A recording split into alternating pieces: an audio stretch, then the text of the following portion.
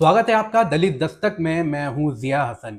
बिहार विधानसभा चुनाव में एनडीए की ओर से कौन सा दल कितनी सीट पर लड़ेगा, इसके लिए चल रहे मंथन के बीच बताया जा रहा है कि नीतीश कुमार और उनकी अध्यक्षता में जेडीयू के दर्जे को लेकर बातचीत जारी है, जिसमें चिराग पासवान और जीतन राम मांझी का दबाव भी अपनी भूमिका निभा रहा है।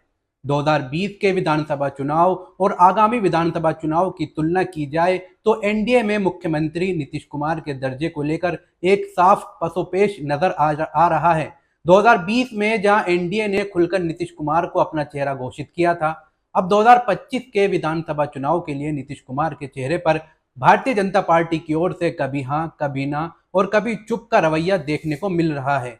शायद यही वजह है कि 2020 के विधानसभा चुनाव में नीतीश कुमार और जदयू को स्पष्ट रूप से बड़े भाई का दर्जा देकर एनडीए में 115 सीटें दी गई थी और भारतीय जनता पार्टी ने 110 सीटों पर चुनाव लड़ा था। इस बार बताया जा रहा है कि भारतीय जनता पार्टी और जेडीयू में इस बात को लेकर रस्साकशी है कि एक दो सीट के फर्क से ही कौन सी पार्टी ज्यादा सीटों पर चुनाव लड़ती है। एनडीए में सीट शेयरिंग को लेकर एक बड़ी समस्या चिराग पासवान की पार्टी की वजह से भी आई है, क्योंकि पिछले चुनाव में चिराग पासवान की अपने पिता रामविलास पासवान की तत्कालीन पार्टी को एनडीए में रहते हुए अलग से चुनाव लड़ाया था और 134 सीटों पर अपने उम्मीदवार खड़े किए थे। राजनीतिक गलियारों में जो चर्चा है उसके मुताबिक जदयू को 100 से 102 सीट देने की बात चल रही है, जो स्पष्ट रूप से 2020 की 115 सीटों से काफ़ी कम है। उधर भारतीय जनता पार्टी के बारे में बताया जा रहा है कि वे 100 से 101 सीटों पर लड़ना चाहती है। इस तरह इस बार के चुनाव में नीतीश कुमार की पार्टी जदयू अगर बड़े भाई के रोल में रहती भी है तो ये महज एक दो सीट के फर्क से होगा। कुछ राजनीतिक पर्यवेक्षकों का कहना है कि भारतीय जनता पार्टी जेडीयू पर कम सीटें लड़ने का दबाव बना रही है ताकि चिराग पासवान की पार्टी को ठीक ठाक सीटें मिल सके। ध्यान देने की बात यह है कि बिहार विधानसभा चुनाव 2020 में नीतीश कुमार की पार्टी ने 115 सीटों पर उम्मीदवार तो दिए थे, लेकिन उनमें से केवल 43 को जीत मिल सकी, जबकि 2015 के चुनाव में जेडीयू ने 71 सीटों पर जीत हासिल की थी। इसके पीछे सबसे बड़ी ये बात बताई गई है कि चिराग पासवान ने जदयू के लगभग हर उम्मीदवार के खिलाफ अपना उम्मीदवार दिया था, जिसमें चिराग पासवान के उम्मीदवार तो नहीं जीते, लेकिन यह नीतीश कुमार के उम्मीदवारों की हार का एक महत्वपूर्ण कारण बना। दूसरी तरफ 2020 में 110 सीटों पर चुनाव लड़कर भारतीय जनता पार्टी ने 74 सीटों पर जीत हासिल की थी, जो उसकी 2015 की 53 सीटों से काफ़ी ज़्यादा मानी गई। ध्यान रहे कि 2015 में भारतीय जनता पार्टी एनडीए में अकेले चुनाव लड़ी थी और नीतीश कुमार ने महागठबंधन में राजद के साथ चुनाव लड़ा था।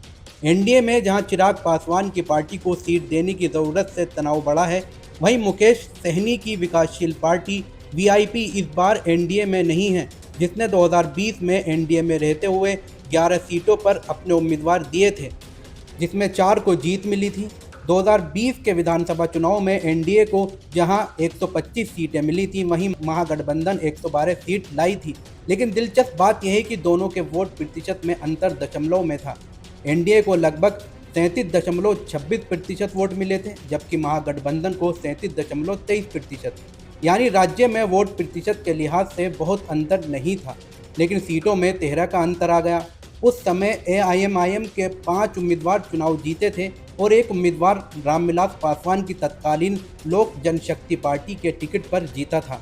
2020 के विधानसभा चुनाव में एनडीए के लिए एक और बड़ा फर्क ये था कि तब उपेंद्र कुशवाहा अपनी तत्कालीन राष्ट्रीय लोक समता पार्टी के साथ असदुद्दीन ओवैसी की पार्टी और मायावती की बहुजन समाज पार्टी के साथ गठबंधन में थे। इस बार उपेंद्र कुशवाहा अपनी नई पार्टी राष्ट्रीय लोक मोर्चा के साथ एनडीए में हैं और इस समय राज्यसभा के सदस्य भी हैं।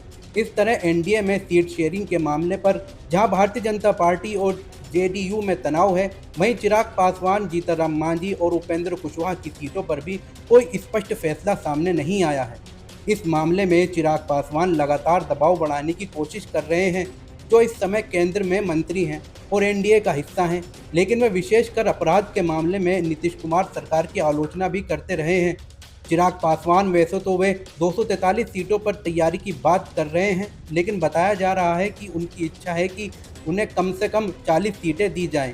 जाहिर है इतनी सीटें देने के बाद एनडीए में जीतन राम मांझी और उपेंद्र कुशवाहा के लिए बहुत कम गुंजाइश बनेगी, क्योंकि अगर ये मान लिया जाए कि भारतीय जनता पार्टी और जेडीयू को मोटे तौर पर 100 सीटें मिलती हैं तो इसके बाद केवल 43 सीटें बच जाती हैं। ऐसे में ये कहा जा रहा है कि चिराग पासवान की पार्टी को 20 से 25 से ज़्यादा सीटें नहीं मिल सकती।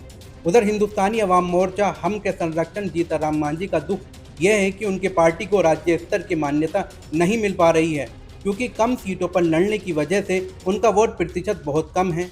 एक तरफ जहां चिराग पासवान का स्पष्ट झुकाव भारतीय जनता पार्टी की ओर है, तो दूसरी ओर जीतन राम मांझी नीतीश कुमार के खेमे में हैं। जीतन राम मांझी का कहना है कि उन्हें कम से कम 20 सीटें मिलने चाहिए। भारतीय जनता पार्टी और जदयू को मिलने वाली संभावित सीटों के बाद दूसरे दलों के लिए केवल 40 सीटें बचती हैं।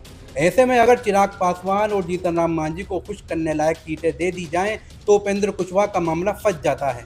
बताया जाता है कि उपेंद्र कुशवाहा भी कम से कम 10 सीटें चाहते हैं। राजनीतिक पर्यवेक्षकों का मानना है कि केंद्रीय गृह मंत्री अमित शाह बिहार में एनडीए की सीट शेयरिंग को लेकर लगातार विचार विमर्श कर रहे हैं, लेकिन अगर ये खींचतान लंबी चलती है तो इससे एनडीए को नुकसान हो सकता है। सीटों की संख्या के अलावा एनडीए में इस बात पर भी काफ़ी तनातनी है कि कौन सी सीट किसे मिले। बहुत बहुत धन्यवाद। आप दलित दस्तक के साथ बने रहिए।